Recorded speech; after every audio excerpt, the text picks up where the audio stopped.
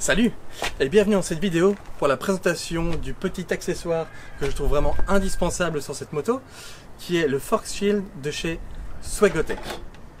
Allez, je vous montre ça.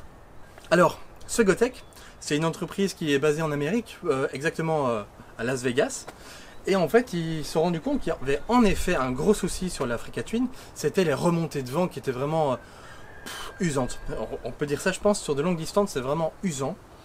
Et ils se sont dit qu'ils allaient réagir et faire quelque chose. Alors du coup, qu'est-ce qu'ils ont créé? Ils ont créé ceci. Alors bon, ok, ça paraît un peu cheap, parce que moi je m'attendais en fait à un truc en métal, mais pas du tout. C'est du plastique, assez mou, mais c'est censé faire le taf. Alors pour le montage, c'est assez simple. En fait, il vous faut simplement 3 clés hexagonales, ou en tout cas 3 embouts hexagonaux. Il vous faut du H3, du H4, du H5. Avec ça, vous avez de quoi faire pour monter et démonter les 4 petites vis en réalité qu'il y a là, tout simplement. Je vous montre exactement ce que c'est. Vous allez voir, c'est simple, vraiment très simple. En fait, il suffit de retirer 1, 2, 3 et 4 vis qui est cachée ici là-bas derrière. Hop, là-bas. Et ensuite, il n'y a plus qu'à remonter en fixant les nouvelles vis avec le petit Force Shield. Allez, c'est parti. Alors, on commence le démontage et pour ça, c'est le H5 qu'il vous faut. Donc, hop, c'est le plus gros embout que vous allez avoir besoin.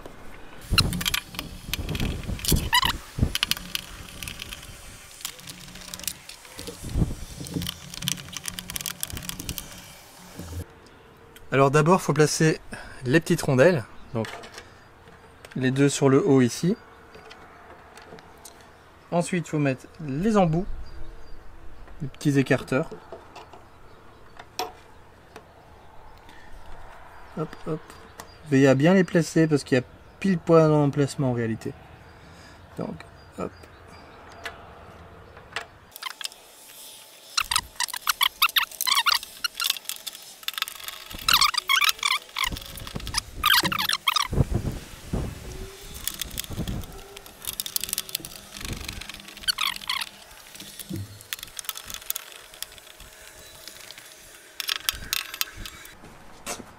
Alors la question que je me posais aussi, c'était est-ce que ça ne dérange pas évidemment pour pouvoir vraiment mettre le guidon en butée? Ben, on constate que vraiment pas, donc ça a été vraiment bien pensé. Impeccable, ça tombe pile poil comme il faut. Ah purée, alors ça fonctionne vachement bien. Alors c'est pas encore vraiment le top du top. Ah mais ça c'est déjà un petit soulagement. Donc oui, ça fonctionne bien. Je n'ai plus les remous dégueulasses que j'avais sur le haut du casque. Bon, j'en ai un petit peu parce que ça tape, le vent ici au-dessus tape sur mon casque, ça c'est normal. Mais d'en bas, je n'ai plus rien. Voilà, ça c'est le vent qui vient du côté. Parce que la bulle n'est pas assez large. Ah, ça c'est normal. Et d'en bas, il y a encore un tout petit peu de vent qui passe.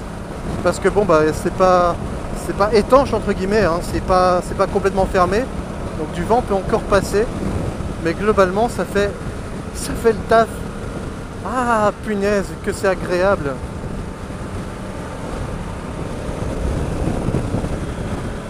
Ah ouais, ça c'est super agréable. On arrive maintenant à la conclusion. Bah, il n'y a pas, ça fait le job. Je pense que bon, ça se voit pas vraiment sur la vidéo, mais voilà, je le dis, ça se ressent vraiment fort. Par contre, ouais, en point négatif, forcément, bah, c'est le côté peu quali de la pièce. On est sur du plastique semi-rigide, c'est assez mou, ça fait un peu cheap. La finition, bon bah oui, les bords, c'est bien coupé, c'est une découpe au laser, donc fatalement c'est tip top. Par contre, ouais, c'est un noir brillant, granuleux, comme ça, c'est très particulier, et ça rappelle rien du tout sur la moto. Donc j'ai pas trop compris pourquoi est-ce qu'ils ont fait ça. Limite, en fait, il faut faire une petite couche de peinture maison pour pouvoir que ce soit un peu plus quali sur la moto. Mais bon, écoutez, ça fait le job. Alors maintenant, on va parler du sujet qui peut fâcher un peu, le prix. Bah écoutez, ça coûte 40$, donc environ 40€. Je connais pas trop le cours de change actuellement. Alors, ça va, c'est pas cher. C'est 40€, bon, ça passe. Mais à côté de ça, il faut penser évidemment aux frais de port. C'est entre 15 et 30€ suivant la région dans laquelle vous habitez. Donc soit France, Belgique ou peut-être Italie ou quoi, bon bah ça varie suivant le pays.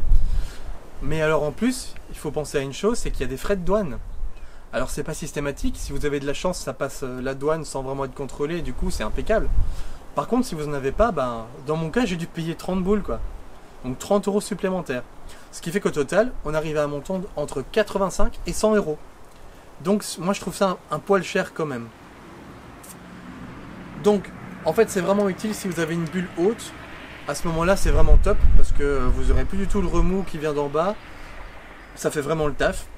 Par contre, si vous n'avez pas de bulle haute et qu'une bulle basse vous suffit et que vous roulez qu'en été, c'est largement indispensable en fait.